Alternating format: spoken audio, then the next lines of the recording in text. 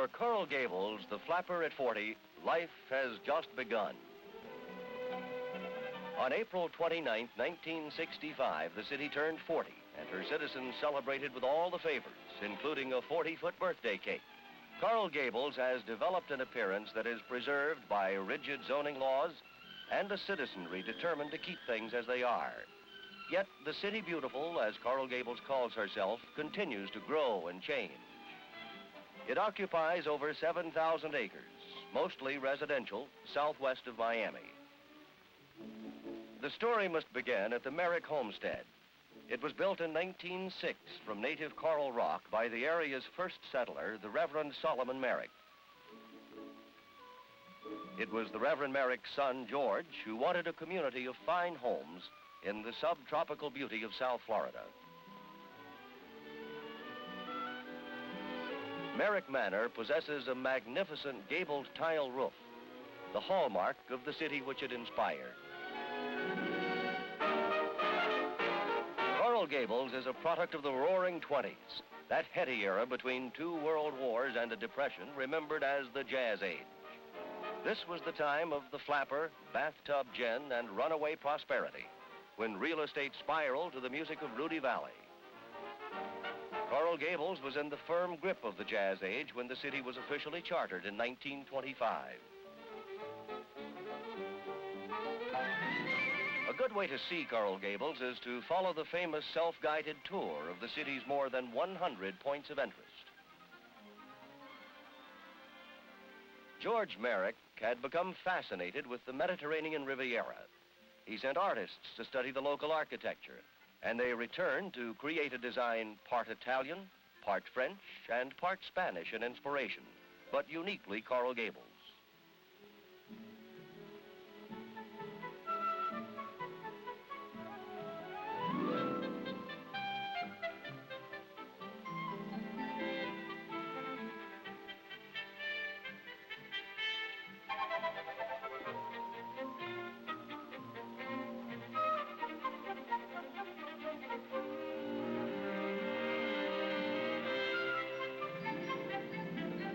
To create a Venetian atmosphere, early developers dug the famed Coral Gables Deep Waterway.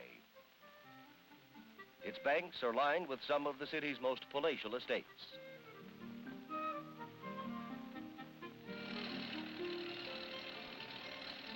During the land boom of the 20s, Coral Gables was ballyhooed as the $100 million development, Miami's master suburb. Lots were sold by an army of 3,000 high-pressure salesmen called binder boys. They got their name from the binders, or land purchase agreements, they pressed on prospective buyers. The binder boys sold as much as $100,000 of real estate in a single day. George Merrick used to give his binder boys a periodic pep talk that went like this.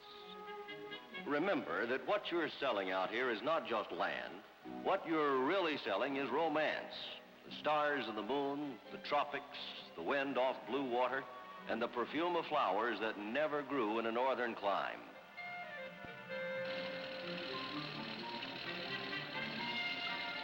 Despite Merrick's insistence on harmonious architecture, he permitted this colorful Chinese village to be built. No gimmick was left untried in promoting the Riviera of the American tropics, as Coral Gables was sometimes called. Other distinctive villages were built, including this French-style chateau. But despite these novelty villages, the overall Mediterranean harmony is complete, even down to the Spanish street names that ring through the city like a romantic Latin melody.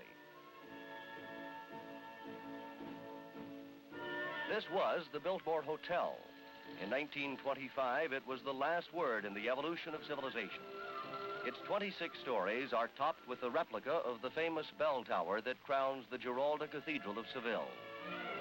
One's outstanding impressions as an advertisement of the time is that one has suddenly been transported to Spain of 2 centuries ago. Today, it's the most beautiful veterans hospital in the nation.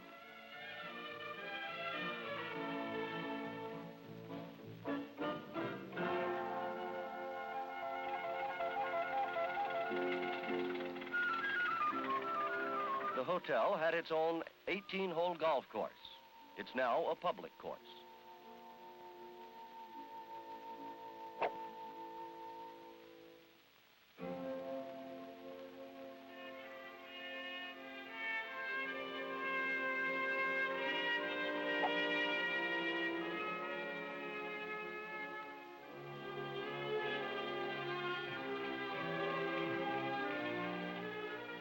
The City Hall, a multi-columned structure topped with an Iberian tower and bronze belfry, was copied from an original in the Spanish city of Seville.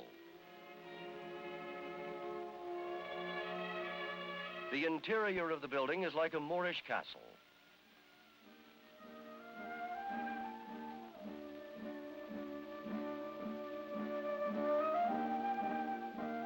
On the wall above the center staircase is a mural, Landmarks of the 20s, and shows scenes and symbols of the city's youth.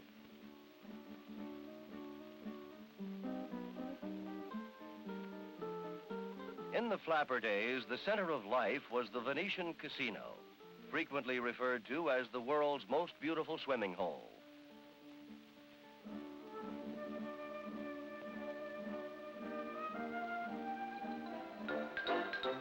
The pool set the stage for the most extravagant salesmanship the Binder boys could dream up. It was here, clad in a bathing suit and perched on a raft, that aging orator William Jennings Bryan extolled the virtues of Coral Gables, saying, "You can wake up in the morning and tell the biggest lie you can think of about the future of this city, and before you go to bed at night, you'll be ashamed of your modesty."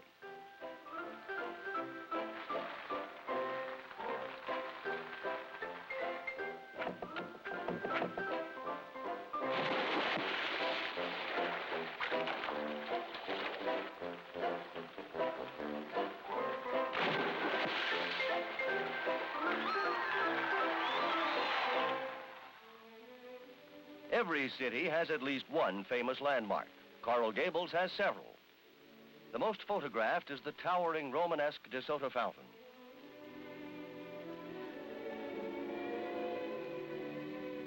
George Merrick's uncle, Denman Fink, designed the fountain.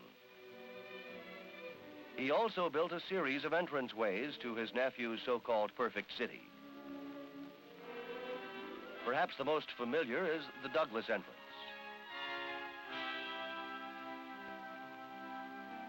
But the most impressive is the Country Club Prato.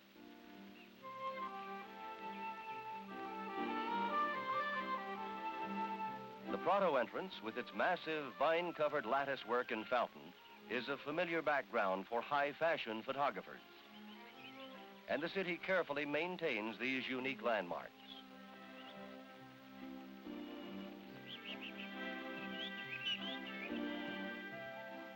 This is the Anastasia Building, designed originally as a hotel. It became the first building of the University of Miami. To their credit, the builders had included a university in the city's ambitious development plans. On October 15, 1926, the first class was enrolled, 560 students from 28 states. Today, the university is still growing rapidly. Modern buildings filled out its original 160-acre campus. There are more than 13,000 students now. New expansion plans call for $93 million in construction.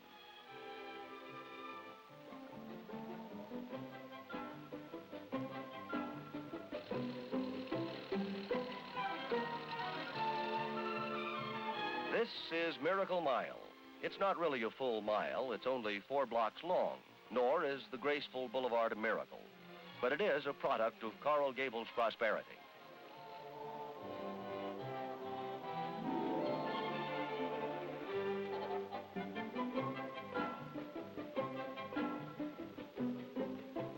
As the City Beautiful matures, her leaders realize that she cannot continue to grow and prosper merely as a fashionable suburban adjunct to the surrounding metropolitan area.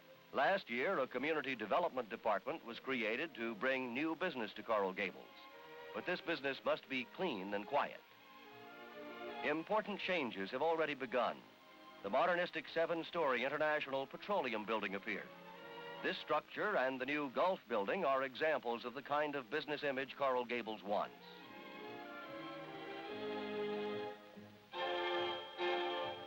The 12-story David William Apartment Hotel was the second high-rise structure to go up during 1965. Something else new.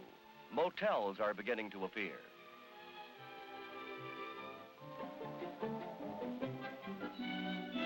A Attention to luxurious extras like Matheson Hammock is a major ingredient in the success formula. The park covers 630 acres, about 20% of which are developed. Attractions include picnic areas, boat docks, and of course the bathing beach. Fairchild Gardens, another community asset which contributes to the image of Coral Gables, houses the largest collection of tropical plants in the United States.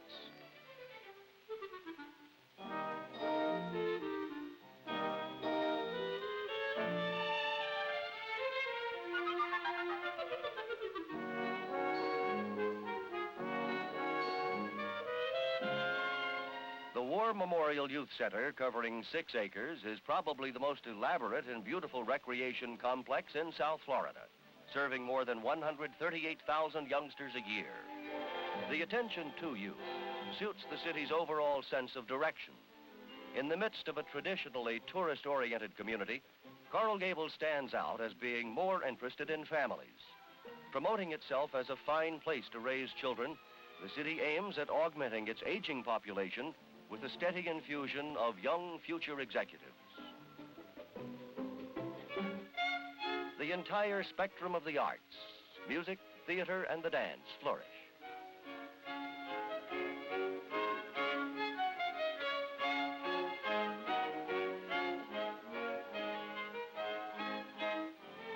This is Coral Gables High School, where students consistently attract more scholarship awards than any other school in Southeast Florida, and 85% go on to college.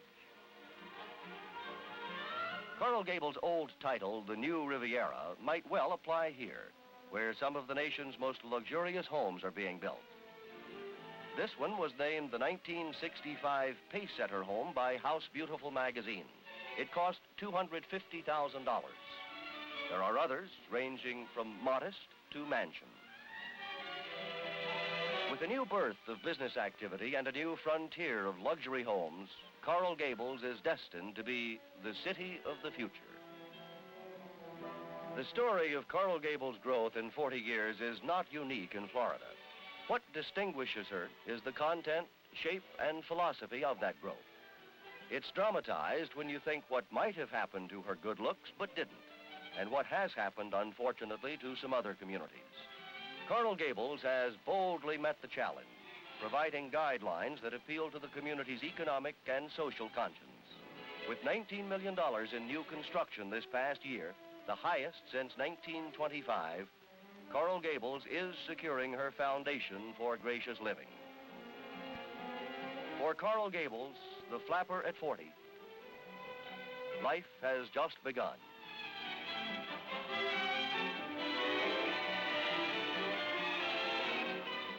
These have been excerpts from the original hour-long color documentary Coral Gables' Flapper at 40, produced by WCKT News, Miami.